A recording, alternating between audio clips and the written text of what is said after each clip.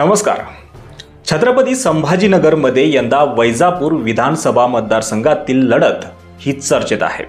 कारण 2019च्या निवडणुकीत प्रस्थापितांना धक्का देणारे रमेश बोरनारे हे पुन्हा एकदा मैदानात आहे. रमेश बोरनारे यांच्यासाठी यंदाची निवडणूक ही पुन्हा एकदा सोपी झाल्याचं दिसतंय. कारण विरोधात उमेदवार मिळत नसल्यानं ठाकरेंच्या शिवसेनेला आयात करून उमेदवार द्यावा लागला आहे. त्यामुळे ठाकरेंनी दिलेल्या उमेदवारावर जनतेचा कितीपत विश्वास बसणार याबद्दल शंका व्यक्त केली जात आहे. तर दुसरीकडे लोकसभेच्या निवडणुकीत संदीपान भुमरे यांच्या विजयामध्ये वैजापूरचा मोठा वाटा असल्यानं तेव्हाच बोरनारे यांच्या विजयावर शिक्कामोर्तब झालाय. तर ऐन निवडणुकीच्या तोंडावर उद्धव ठाकरे यांच्या शिवसेनेने भाजपमधून आलेल्या उमेदवाराला संधी दिली. त्यामुळे पक्षातले जुने कार्यकर्ते आधीच नाराज झाले आहेत. तर दुसरीकडे आमदारकीसाठी पक्ष बदलला असं दिनेश परदेशी यांच्याबद्दल बोललं जाते. त्यामुळे पक्ष नेतृत्वाबद्दल आणि उमेदवार दिनेश परदेशी या दोघांबद्दलचाही अविश्वास त्यांच्या पराभवाचं कारण ठरू शकतो.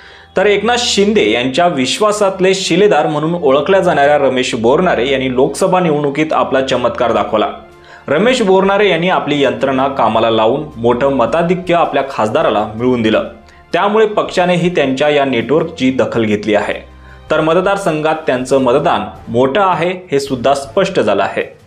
एकनाथ शिंदे यांच्यासोबत हिंदुत्वासाठी सत्तेला लाथ मारणाऱ्या आमदारांमध्ये रमेश बोरनारे यांचं नाव अग्रस्थानी आहे. आतापर्यंत एकनाथ शिंदे यांनी आपल्या सर्व समर्थकांना न्याय देण्यासाठी सगळी ताकद लावल्याचं महाराष्ट्राने पाहिलं. अगदी अलीकडच्या काळात आपल्या निष्ठावान सहकाऱ्यांना उमेदवारी मिळवून देण्यातही ते दिसले. त्यामुळे या मतदारसंघात शिंदेंची यंत्रणा कामाला लागली असून ऐनवेळी ती ताकद दिसणार असल्याचं बोललं जात आहे.